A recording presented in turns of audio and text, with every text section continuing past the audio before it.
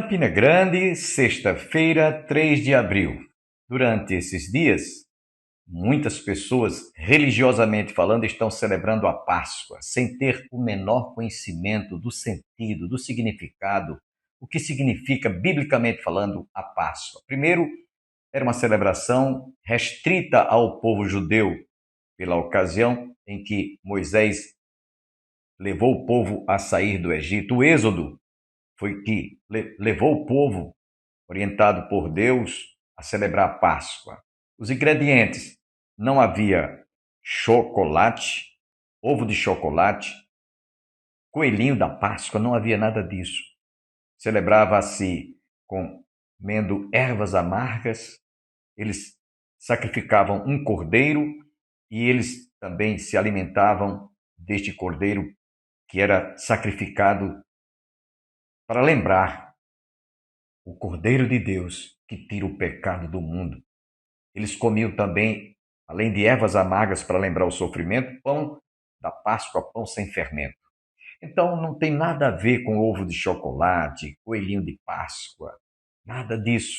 Infelizmente as pessoas vão pela tradição religiosa, o que aprenderam de forma errada, deturpada, inclusive profanando assim uma festa sagrada para o povo hebreu.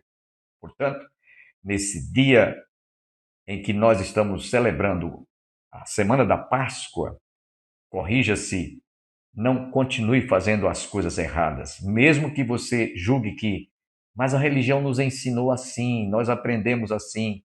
É melhor você fazer o certo do que continuar fazendo o que está errado.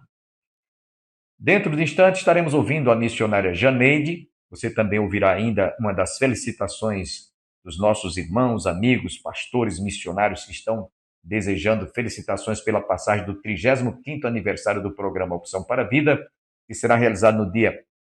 Aliás, a celebração de aniversário é dia 15 de abril, mas nós vamos realizá-la no dia 19, que é um domingo, certo?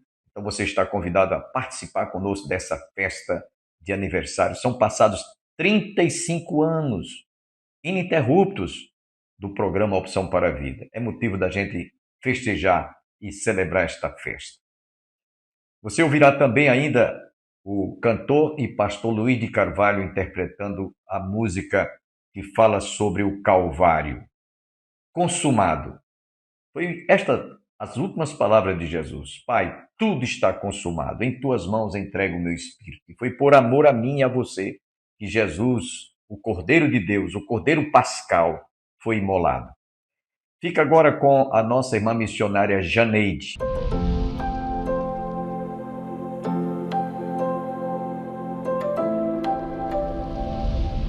Abra sua Bíblia na primeira carta de Paulo a Timóteo,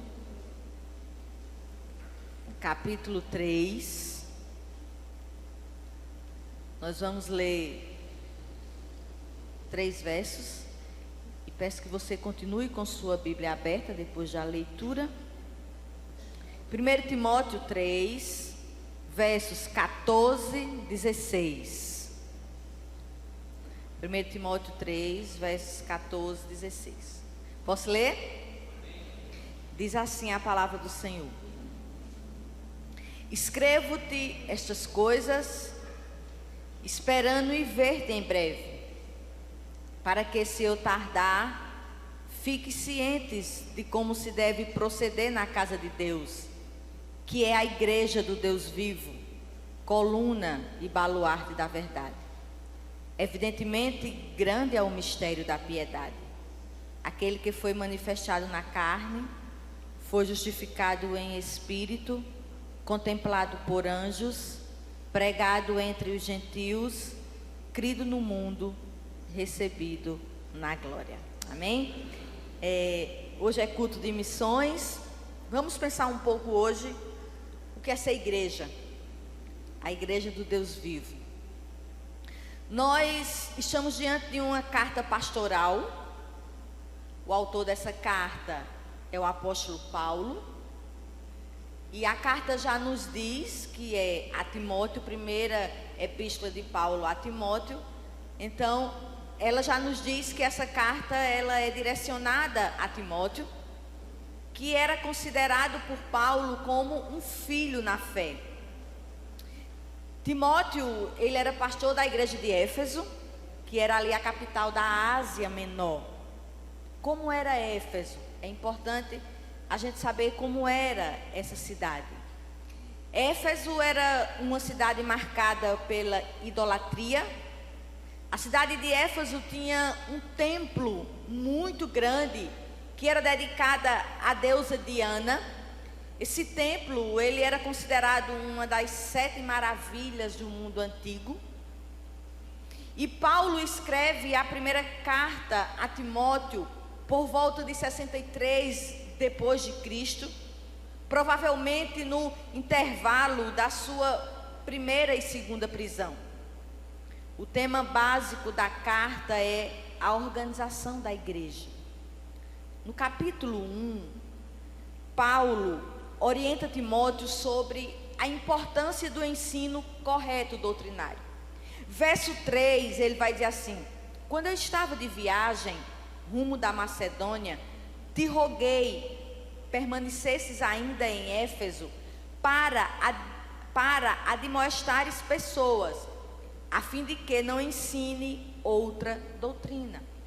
Paulo começa esse capítulo 1, que dessa sua primeira carta, dizendo: Timóteo, tenha cuidado com as heresias. Tenha cuidado com os falsos mestres que se levantam para deturpar a palavra e com isso fazer com que a igreja adoeça doutrinariamente. Cuidado com esses falsos mestres que buscam novidades e tentam fazer contendas de coisas desnecessárias. Verso 15, ele vai dizer: fiel é a palavra e digna de toda aceitação, que Cristo Jesus veio ao mundo para salvar os pecadores. Ele vai dizer: olha, seja fiel a esta palavra. Não existe nada novo, não existe movimento novo. Fiel é esta palavra, e esta palavra, ela prega a única coisa: Cristo veio ao mundo para salvar os pecadores. No capítulo 2, Paulo vai orientar sobre a importância da ordem no culto público. Verso 1, ele vai dizer: antes de tudo, pois, exorto que se use a prática de súplicas, orações, intercessões, ações de graças em favor de todos os homens. E nesse capítulo, basicamente, ele vai falar da postura correta de homens e mulheres na igreja. No capítulo 3, que foi esse que nós lemos, ele começa falando das qualificações da liderança da igreja.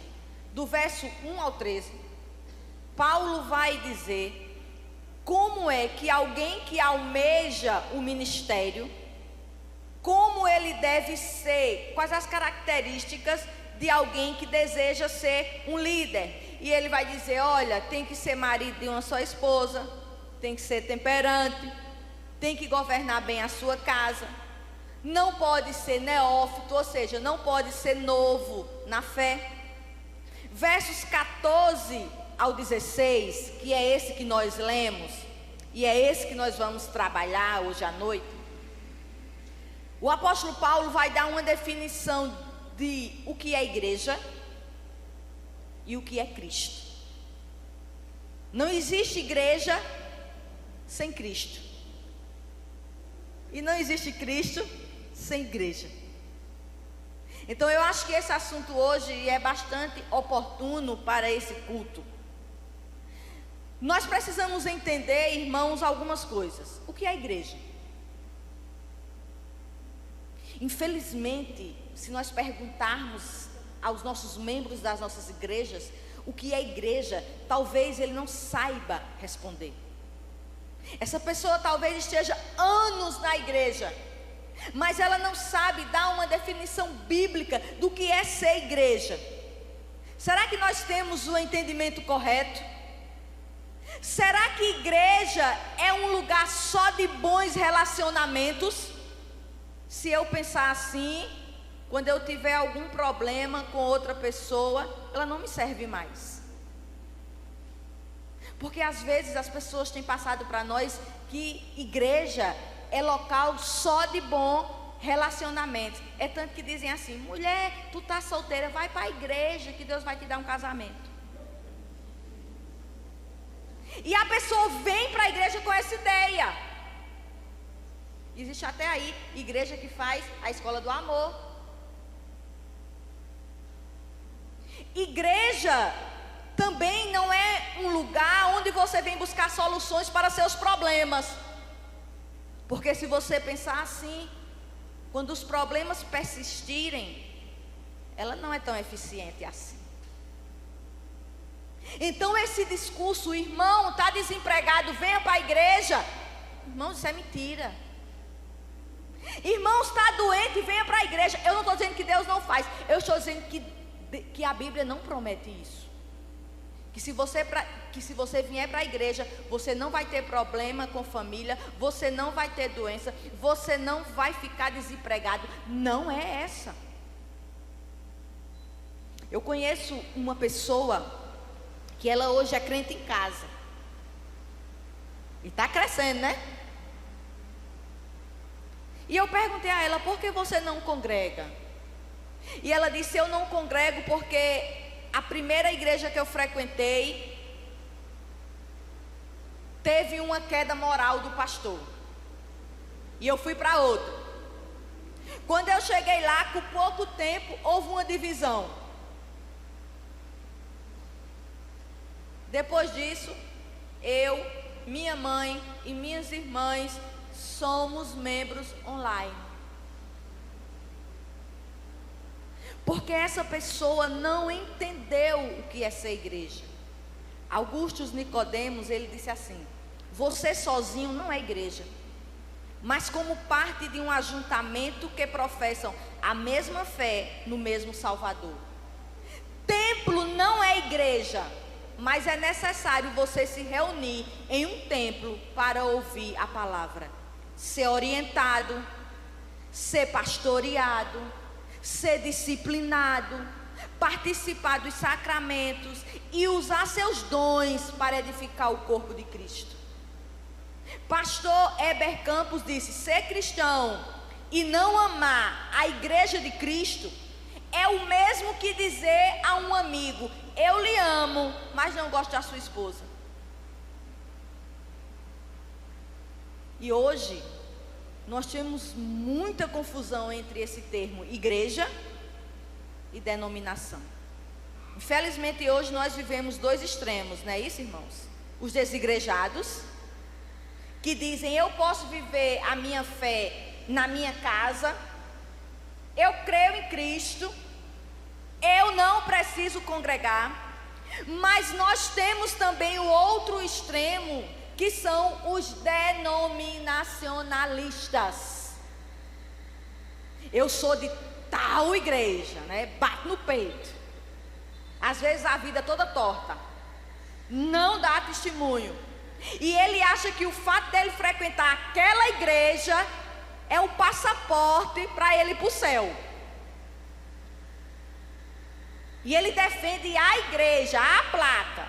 Então isso são dois extremos.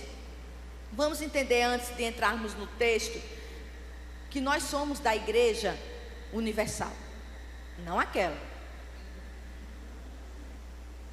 Nós somos da igreja católica, não aquela.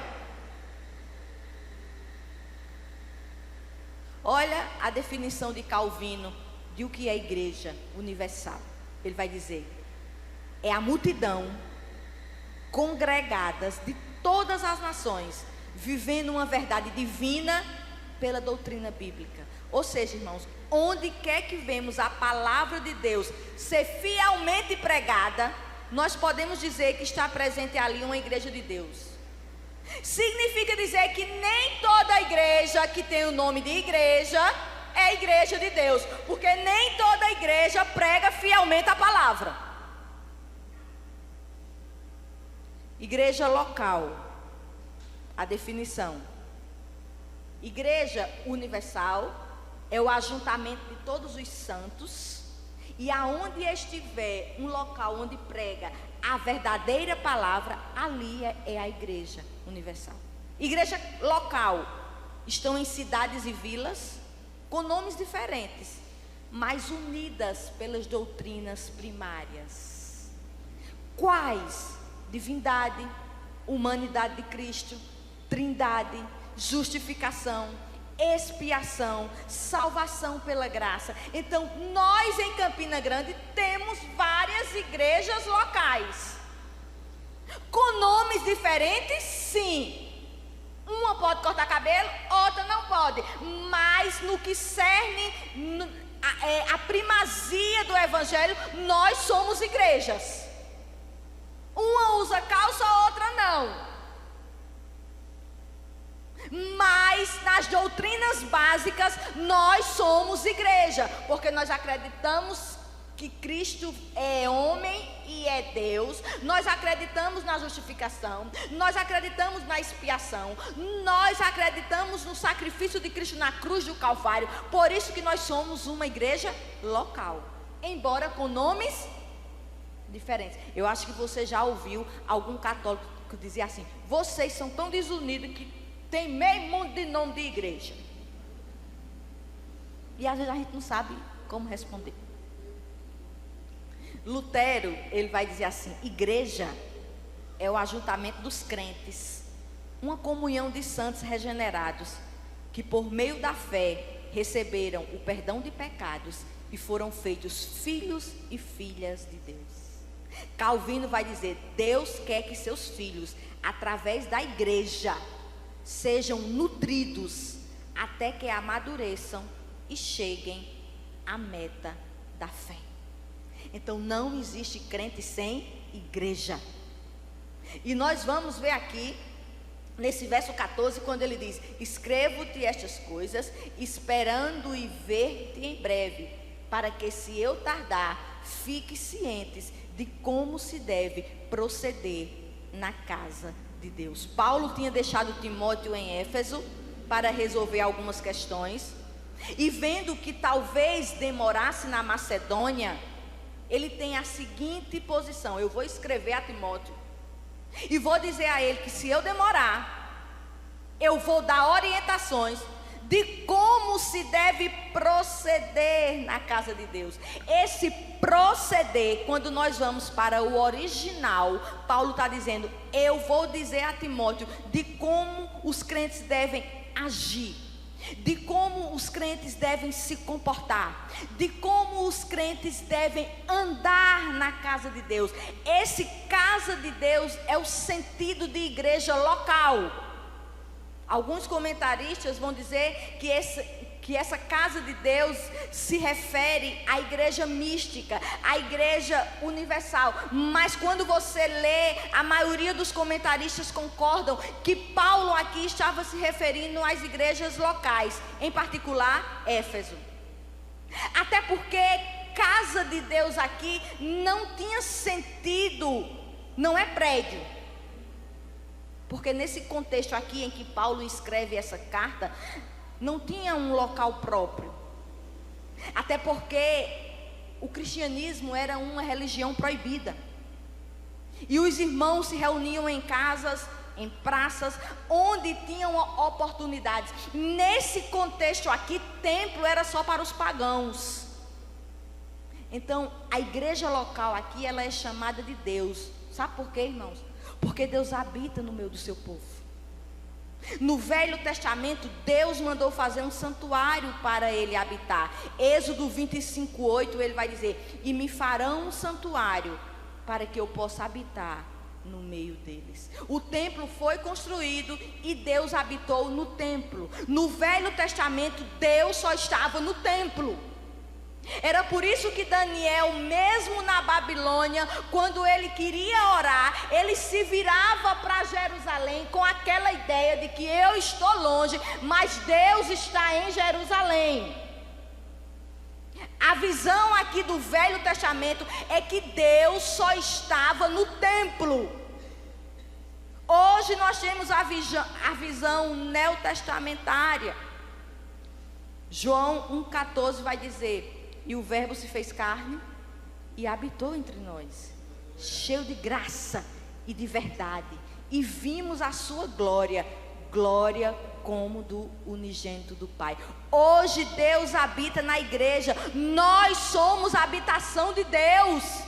1 Coríntios 3,16, Paulo diz: não sabeis que sois santuário de Deus e que o Espírito de Deus habita em vós?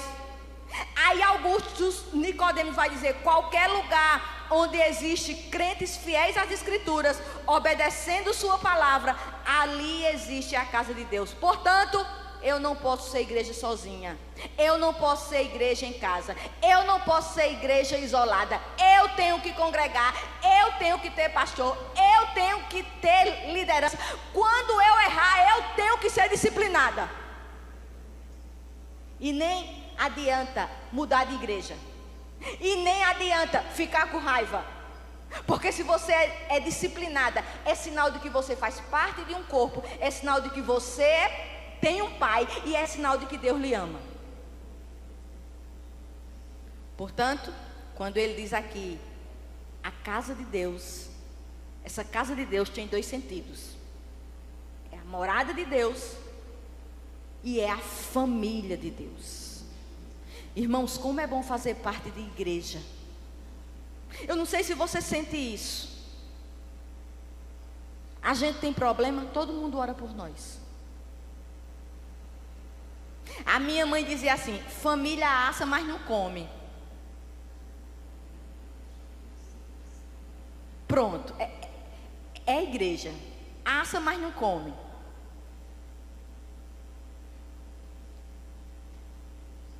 Como é bom quando você tem algum problema, que você encontra as pessoas e dizem assim: eu estou orando por você. Eu tive doente e aonde eu chegava, o povo dizia: irmã Janeide, eu estou orando por você. Irmãos, como é bom, eu estou aqui por causa disso. Eu estava no supermercado, aí o povo dizia: eu posso lhe dar aqui um abraço, eu estou orando por você. Eu chegava em outra cidade, aí o povo dizia: nós estamos orando pela irmã. Isso é corpo de Cristo, isso é igreja. Como é bom fazer parte da família de Deus. Aí ele continua, vamos lá, verso 15: para que, se eu tardar, eu já expliquei, fique ciente de como se deve proceder na casa de Deus, que é a igreja do Deus vivo. Deus é um Deus vivo. Ele é a fonte da vida e de todas as coisas. Paulo aqui, talvez, olhando para Éfeso e vendo aquela deusa Diana, ele estava dizendo: olha, diferente dos deuses pagãos dessa época, que são mudos, que são cegos, que precisam ser carregados, o nosso Deus não precisa ser carregado. Hoje você viu Campina Grande, não viu o tanto de gente? Seguindo um Deus morto. Um Deus que, se quem estiver levar um tropeção, o Deus cai e quebra a cabeça, quebra o pescoço.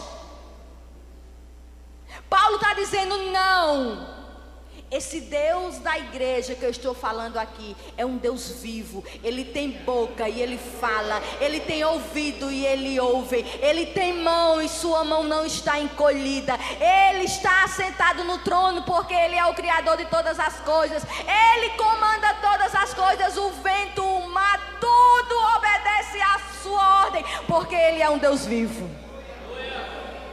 O nosso Deus, ele é um Deus vivo. Jeremias 10:10 vai dizer: mas o Senhor é verdadeiramente Deus, ele é o Deus vivo e o Rei eterno.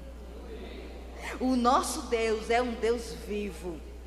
Verso 15, ele ainda continua: que é a igreja do Deus vivo, coluna e baluarte da verdade. A igreja serve a um Deus vivo. Se ela serve a um Deus vivo, ela precisa ser viva. E nessa função dela ser viva, ela é coluna e ela é baluarte da verdade. Coluna aqui, Paulo vai falar isso porque tinha muito significado em Éfeso. Porque no templo de Diana, irmãos, havia 127 colunas com 18 metros de altura. Imagina.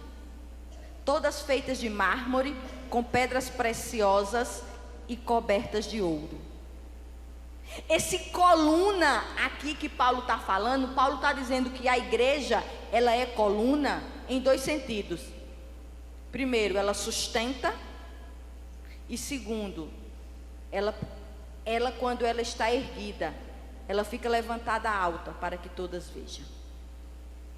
Vamos entender. A verdade, ela só é preservada no mundo através do ministério da igreja. Irmãos, o que seria dessa sociedade sem a igreja? Você já parou para pensar isso? O mundo está do jeito que está. Imagina se a igreja não estivesse presente nessa sociedade. Se não fosse a igreja, essa sociedade estaria pior. Eu estava vendo uma entrevista com alguém, ela dizendo, isso é dados. Ela estava confrontando o feminismo, que diz que o problema das mulheres são os homens. E ela dizia, isso é uma falácia. Que o problema da sociedade é o pecado. E ela dava dados que uma socióloga não cristã chegou a uma seguinte conclusão: que nas classes mais baixas a violência doméstica diminui. Sabe quando? Quando as famílias começam a frequentar a igreja. Olá, queridos irmãos, estou passando por aqui para parabenizar o programa Opção para a Vida pelo seu 35º aniversário. O desejo do meu coração é que esse programa, que há 35 anos vem abençoando vidas e famílias, continue a cumprir a sua vocação, o seu papel para o louvor da glória de Deus. Parabéns para todos os que fazem esse precioso programa. Um grande abraço a todos. Eu só tenho que agradecer a você, internauta, telespectador da TV Master, que esteve conosco. Divulgue o nosso programa. Há muitas pessoas que não sabem que nós estamos no ar, inclusive, como eu disse a princípio, nós estaremos celebrando 35 anos ininterruptos que estamos no ar. No dia 15 de abril é a data do aniversário, mas o culto propriamente dito será realizado no dia 19, é um domingo à noite. Antes de encerrarmos o nosso programa, quero convidá-los para que visitem a igreja mais próxima da sua casa, no seu bairro, na sua rua, na sua cidade. É um templo evangélico. Vá ouvir a palavra de Deus nesse domingo. Se você reside em Campina Grande e deseja fazer-nos uma visita, o que muito nos honrará, a Igreja do Calvário realiza EBD, Escola Bíblica Dominical, às 9 horas aos domingos, às 18 horas culto divino. Às terças-feiras nós temos culto de oração pelas famílias e às quintas-feiras estudo bíblico. Você está cordialmente convidado com a sua respectiva família. Tenham todos um bom dia, um bom final de semana, e nós vamos encerrar o nosso programa com o cantor e pastor Luiz de Carvalho interpretando, pastor e cantor Luiz de Carvalho, de saudosa memória. Ele vai estar interpretando Tudo Está Consumado. E até a próxima segunda-feira, se Deus quiser. Por amor, ele veio ao mundo. Por amor, ele mesmo se deu para morrer numa cruz no Calvário. Por amor, o seu sangue verteu. Foi julgado e por mim odiado. Foi traído e vendido também. Mas venceu, tudo está consumado. Não há morte, só a vida no além. consumado, está consumado. A obra que me deste a fazer, glorifica-me contigo para sempre. Ao teu nome, ó Rei, e a ti fiz conhecer.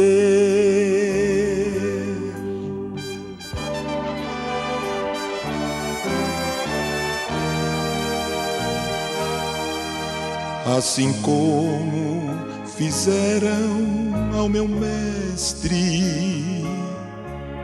me odeiam porque o aceitei. Não importa, tudo está consumado.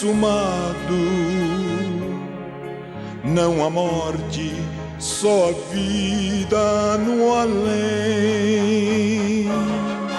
Consumado, está consumado. Para sempre com Deus viverei, pois em Cristo até sobre a morte, aleluia, vitória ganhei. Consumado, meu mestre veio.